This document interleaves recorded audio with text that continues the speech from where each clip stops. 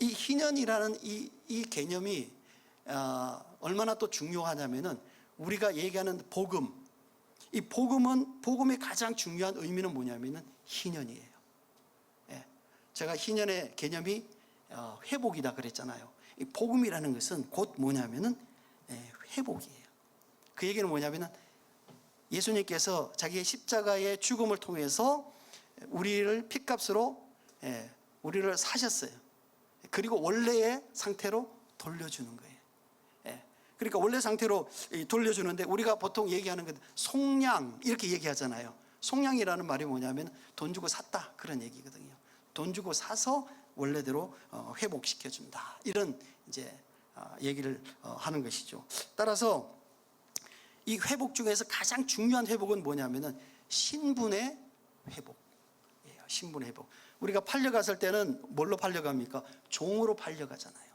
종으로 팔려가는데 돈 주고 내가 사서 그 사람을 자유인으로 만들어주는 이 회복의 개념을 갖고 있는 것이 뭐냐면은 희년이라는 매우 중요한 개념이다. 그래서 고엘 제도라든지 이런 것들이 다 어디하고 함께 묶여져 있냐면은 희년이라는 이 기본적인 개념과 묶여져 있습니다. 성경에서 이 희년에 관해서 보다 정확하게 설명하고 있는 것이 누가복음 4장이에요. 4장 18절과 19절입니다. 여러분 중요하니까 한번 같이 읽어보면 좋을 것 같습니다. 여러분 성경책을 한번 찾아서 펴시면 좋을 것 같아요. 누가복음 4장 18절과 19절.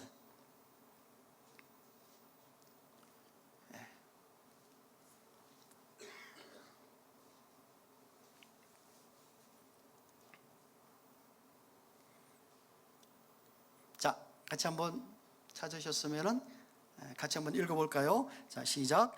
주의 성령이 내게 임하셨으니 이는 가난한 자에게 복음을 전하게 하시려고 내게 기업을 부으시고 나를 보내사 포로된 자에게 자유를, 눈먼 자에게 다시 보게 함을 전파하며 눌린 자를 자유롭게 하고 주의 은혜의 해를 전파하려 하심이라. 이렇게 되어 있습니다. 이 본문은 예수님께서 사역을 시작하시던 그 초기에 갈릴리에 있는 그 나사렛 회당에서 말씀하신 거예요. 근데 이 선언은 일반적으로 우리가 뭐라 그러냐면 예수님의 사역에 대한 취임사다 이렇게 얘기를 합니다.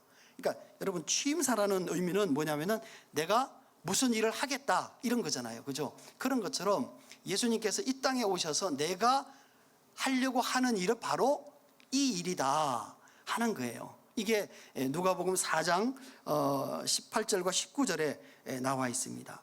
사실은 이 본문은요 신약에서 나와 있는 복음에 관한 본문 중에서 가장 정확하고 심도가 있는 내용이에요.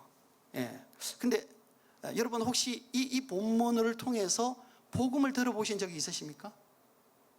없으시죠? 당연 없습니다. 왜냐하면 복음 진영에서는요 이 본문을 가지고 복음을 전하지 않아요. 왜냐하면 사실은 이 본문이 너무 중요한데 이 본문을 사회주의 복음을 표방하는 사람들이 먼저 갖다가 썼어요. 그래서 자기들이 갖고 있는 그 이념을 정부라든지 기성 권력이라든지 이런 것들에 대해서 투쟁을 하는 신조로 삼은 본문이 이 본문이에요. 가난한 자를 해방시켜주고 눌린 자를 해방시켜주는 이 본문을 쓰니까 복음 진영에서는 이 본문을 쓸 수가 없는 거예요.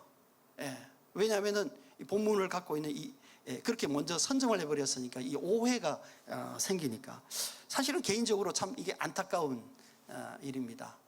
왜냐하면 제가 이 본문이 제가 신학 박사 논문이에요. 그래서 제가 오래전부터 이 본문에 대해서 고민을 많이 했었는데 그래서 나중에 제가 공부할 때 이 본문을 가지고 제가 박사학위 논문을 썼습니다. 근데 복음 진영에서 이 논문을 쓰질 않아요. 너무 안타까운 일이라고 참 생각하고 좀 아쉽게 생각을 합니다. 근데 19절에서 우리가 내용을 보면 주의 은혜의 해 이렇게 기록되어져 있지 않습니까? 주의 은혜를 전파하려 한다 이랬는데 이 주의 은혜의 해라는 말을 다른 말로 바꾸면 바로 희년이라는 이 단어예요. 그래서 예수님께서 선포하시는 복음을 한마디로 요약하면 희년의 실현이라고 우리가 얘기를 해볼 수가 있겠습니다.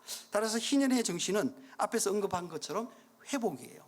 회복은 다양한 내용을 포함하고 있지만 르기에서 언급하고 있는 회복은 땅의 회복, 가문의 회복 이런 거죠. 그러나 사실은 희년에서 가장 중요한 것은 신분의 회복이라는 의미로 우리가 사용된다는 거예요. 사실 우리가 구원을 얻는다는 것은 뭐냐면은 신분의 회복이에요. 우리가 종에서 자유자가 되는 거죠. 죄인에서 의인으로 이 신분의 변화가 생기는 거예요. 이게 핵심입니다. 나머지는 신분의 회복에 따른 뭐겠습니까? 축복이라고 얘기를 할 수가 있다는 거죠. 따라서 룻기에서 얘기하는 이 중요한 내용은 하나님께서 계획하신 구원과 관련된 다양한 의미들을 지금 제시하고 있습니다.